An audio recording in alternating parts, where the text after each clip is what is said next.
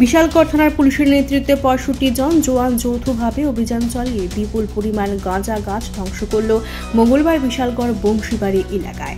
গোপন খবরের ভিত্তিতে বেলমুড়াতে বন দপ্তরের জায়গায় বেশ কিছু গাঁজা গাছ কেটে আগুনে পুড়িয়ে দিয়েছে তারা।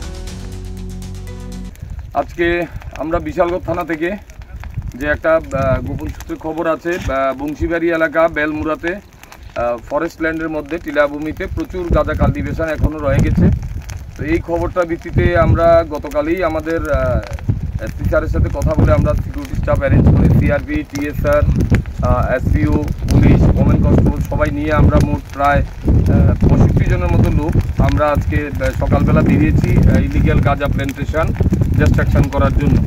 আপনারা দেখতে পাচ্ছেন সকাল থেকে আমাদের ডিস্ট্রাকশন শুরু হয়েছে।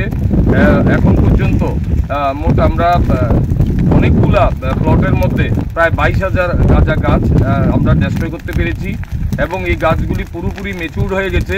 সবগুলা গাছকেই আমরা সব জায়গা থেকে এক একটা করে আমরা বিভিন্ন জায়গাতে আপনারা দেখতে পাচ্ছেন, পিছনের দিকেও দেখা যাচ্ছে কয়েকটা স্পটে আমরা আগুন দিয়ে এগুলাকে পুড়িয়ে ডিস্ট্রয় করছি।